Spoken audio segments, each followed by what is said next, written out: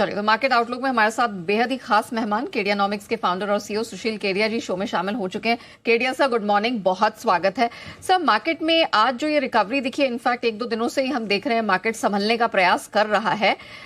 इसे आप कैसे देख रहे हैं सर? निफ्टी, बैंक निफ्टी, कोई राय बन रही है इन स्तरों पे?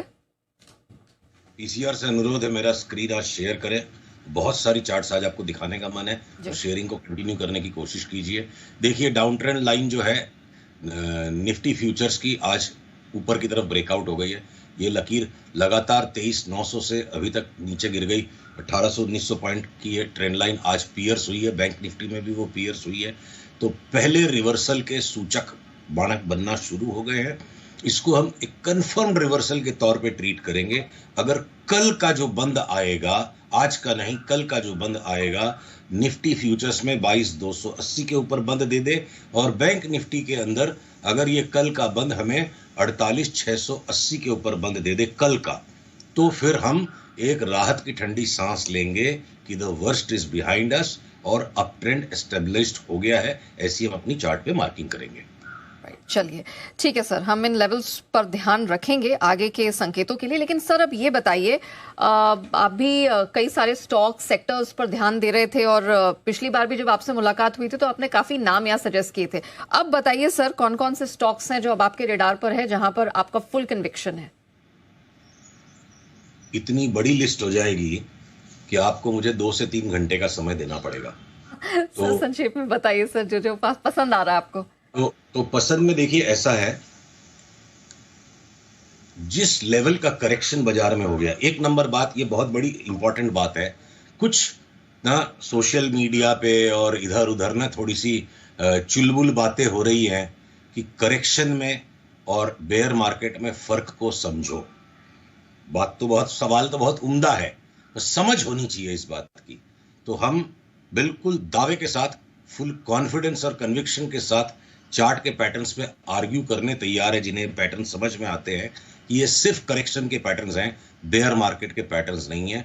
ये जो पैटर्न्स अभी तक बने हैं, ऊपर से 5 महीने नीचे जो भाव में घिसाव आया नीचे का, ये बिल्कुल अभी तक ऐसे कोई पैटर्न्स नहीं कि मैं कह दे कि अगले 1.5-2 साल का लगातार ये बेयर मार्केट चला है। तो इस डीप करेक्शन के बाद, जहां करीब करीब हर चीज में गहरा करेक्शन हो गया है, 25,000 क्रॉस होने के बाद हम 30,000 को कंफर्म करेंगे। अभी नहीं करेंगे, अभी यहां से 25,000 तक खेलने की बात करेंगे। तो आपको मैं अंडर परफॉर्मर्स की लिस्ट बता दूं कि ये कम चलेंगे। बाकी से हिंदुस्तान लीवर ने 5 साल में कोई रिटर्न नहीं दी, डिलीवरी बायर यहां से लेकर के 50% कमा सकता है। एशियन पेंट्स जैसा बहुत बढ़िया कंपनी, बहुत बढ़िया स्टॉक, पिटाई हो चुकी है इसकी, कुट गया है बिल्कुल। जितने भी इसके नए कंपटीटर्स आ रहे हैं, इन सारी चीजों को प्राइस इन करने के बाद चार्ट के पैटर्न्स बता रहे हैं कि रोज रोज का जुआ ने खेल के इतनी चोट लगी है सबको बाजार में। अभी जुआ बंद करो, डिलीवरी उठाओ। एशियन पेंट्स जैसे स्टॉक में शांति से डिलीवरी उठा के कोई 5% की बर्दाश्त का काम करे, 50% इसमें भी कमाना बिल्कुल मुश्किल नहीं है। टाटा कंज्यूमर क्या 50-60% इसमें भी कमा सकते हो आप। तो सारे के सारे FMCG स्टॉक्स जिनमें ट्रेडिंग बहुत नॉइजी होती है, आप डिलीवरी उठाओ। तो जितना भी आपको डर का माहौल बीच बीच में लौट के आएगा, और डर के दिनों में जैसे जैसे इस अप ट्रेंड में बार बार डर लौटेगा, FMCG के स्टॉक्स आउट परफॉर्म करेंगे। सेकंड आइए आप मेटल्स, जिसको लोग भूल चुके हैं, बात भी नहीं होती है, चाहे वो फेरस, नॉन फेरस मेटल्स हो या वो स्टील के स्टॉक्स हो, सब में हमें बड़ी खूंखार तेजी के सेटअप्स नजर आ रहे हैं। ट्रेड जैसे जैसे ट्रिगर होंगे, हम हर वीक आपको बताते जाएंगे। अब भी कभी जाके सारे चीज खरीद लो, ये मतलब नहीं है। 8-10 मिनट की वार्ता में अगर मेरे को सारे सेक्टर्स पे बात करनी है, तो मैं पूर्वानुमान आपको दे रहा हूं कि आने वाले दिनों में बहुत बड़ी बाइंग हमारे यहाँ से ट्रिगर होगी।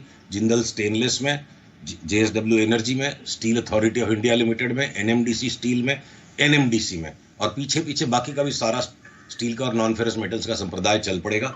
हिंदुस्तान जिंक, हिंदुस्तान कॉपर, ये सब डबल हो सकते हैं। अब भी कब भी ले लीजिए, हमने नहीं कहा, उसके लिए फिर डिटेल में चार्ट बात करनी पड़ेगी, 3-4 घंटे। केडिया सर, माफ कीजिए, मैं अभी सेक्टर्स पे भी नहीं बात करते, आपने सही कहा, बहुत समय लग जाएगा। अगर आप निफ्टी के ही मुझे नाम बता दीजिए स्ट्रॉन्ग कन्विक्शन वाले, that is well and good sir. Bajaj finance, Bajaj Finserv और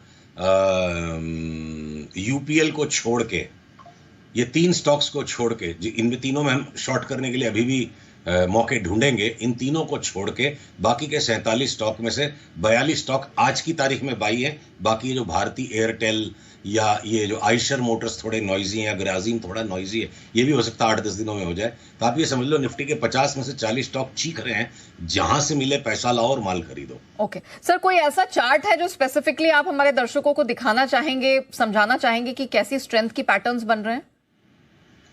आपको मैं एक बहुत महत्वपूर्ण चार्ट दिखाना चाहता हूं। इसको हम फ्लाइट टू एडवेंचर इंडेक्स कहते हैं। 2025 में बड़ा पैसा बनेगा निवेश करके। भय के वातावरण में गाली गलौज कर लेना, ट्रोल कर लेना, परेशान हो जाना, दुखी हो जाना, घर में क्लेश कर लेना स्वाभाविक मनुष्य का स्वभाव है। इस स्वभाव से ऊपर उठिए, सुपरमैन बनिए। सारी दुनिया डरी हुई तो मान लीजिए। देखिए पीसीआर से अनुरोध इस चार्ट को दिखाएं। BSE small cap 250 index divided by BSE index. अगर बाजार एक तरफा तेजी या मंदी दोनों में से कुछ भी पकड़ता है तो छोटे वाले स्टॉक्स ज्यादा भागते हैं, उसमें लिक्विडिटी कम होती है।